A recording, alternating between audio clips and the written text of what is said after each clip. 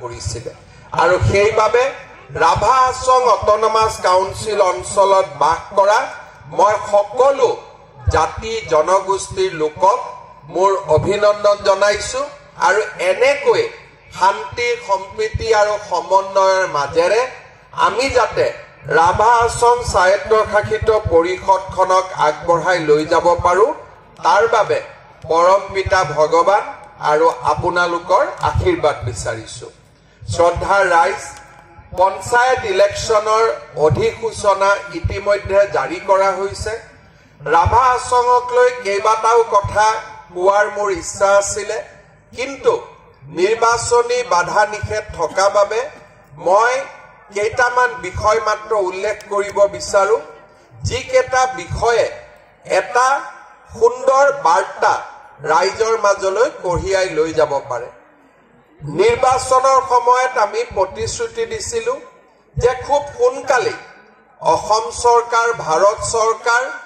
আৰু ৰাভা হাছঙৰ নেতৃত্বৰ লগত আমি একেলগে গৃহমন্ত্ৰী অমিত শাহ ডাঙৰীয়াক সাক্ষাৎ কৰিম যাতে ৰাভা হাছং সমস্যাৰ আমি অনতি পলমে সমাধানৰ পথ আমি বিচাৰি উলিয়াব পাৰো এই প্ৰতিশ্ৰুতি মই আজি পুনৰ এবাৰ আপোনালোকৰ ওচৰত দুহাৰিব বিচাৰিছো দ্বিতীয়তে ৰাভা সকলক এটা ৰাজশক্তি ৰূপে প্ৰতিষ্ঠা কৰাৰ দীঘলীয়া পৰিক্ৰমাৰ মূল ব্যক্তিজন আছিল বীৰ দদান ৰাজ্য চৰকাৰে দদানৰ এটা বিশাল প্ৰতিমূৰ্তি আমি ৰাভা হাছং স্বায়ত্তশাসিত পৰিষদত প্ৰতিষ্ঠা কৰাৰ কাৰণে সিদ্ধান্ত লৈছো এই প্ৰতিমূৰ্তিটো 100 ফুটতকৈও ডাঙৰ প্ৰতিমূৰ্তি হ'ব যোনে ৰাভাসকলৰ শৌৰ্য বীৰ্য সদায়ে ভাৰতবাসী ৰাইজৰ আগত সগৌৰৱে বিস্তাৰ কৰিব পাৰে সগৌৰৱে প্ৰকাশ কৰিব পাৰে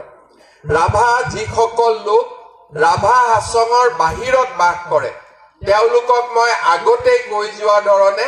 পুনৰ এবাৰ প্ৰতিশ্ৰুতি দিছো যে 15 আগষ্টৰ ভিতৰত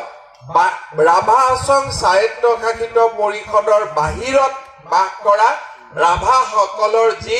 কাউন্সিলৰ ডিমাণ্ড আছিলে সেই ডিমাণ্ডটো আমি 15 আগষ্টৰ আগতে সুমীমাংসা কৰিম সেই প্ৰতিশ্ৰুতিও মই আজি আপোনালোকৰ ওচৰত দিব বিচাৰিছো চতুৰ্থতে ৰাভা হাছঙত 36 গৰাকী কাউন্সিলৰক ৰাইজে ভোটদান কৰিছে আৰু 36টা সমষ্টিতে উন্নতি হ'ব লাগে কিন্তু ৰাভা হাছঙৰ সীমিত সুবিধাৰ বাবে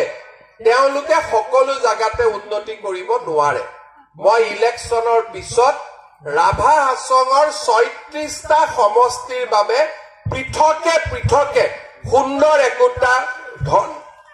ধনৰ আবণ্টন আপোনালোকৰ কাৰণে কৰাৰ মই প্ৰতিশ্ৰুতি দিছো আজি মই সংখ্যা আদি ক'ব বিচৰা নাই যিহেতু আমাৰ ইলেকশ্যন চলি আছে কিন্তু 36 ইনটু 2 3 4 যি হয় আমি এটা ভাল টকা এটা আমি আপোনালোকক দিম যাতে একেবাৰে মেঘালয় সীমাৰ পৰা ৰাণীলৈকে প্ৰত্যেকটো সমষ্টিতে আমি কিবা এটা নহয় কিবা এটা আমি ভাল কাম কৰিব পাৰো সেই প্ৰতিশ্ৰুতিও মই আজি ৰাইজৰ আগত দাঙি ধৰিছো পুনৰ এবাৰ আমাৰ ভাৰতীয় জনতা পাৰ্টি ৰাভা হাছং যৌথ স্বায়ত্তশাসিত পৰিষদক ৰাভা হাছং যৌথ সংগ্ৰাম সমিতিক সুন্দৰ বিজয়ৰ বাবে মই ধন্যবাদ জনাইছো আৰু লগতে আন যিসকল দল বা নিৰ্দলীয় প্ৰাৰ্থী বিজয়ী হৈছে তেওঁলোককো মই অভিনন্দন জনাইছো পুনৰ এবাৰ এই সুন্দৰ বিজয়ৰ বাবে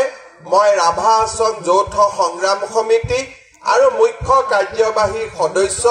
টংকেশ্বৰ ৰাভা ডাঙৰীয়াক অভিনন্দন জনাইছো ভাৰতীয় জনতা পাৰ্টিৰ সুন্দৰ ফলাফলৰ বাবে আমাৰ দলৰ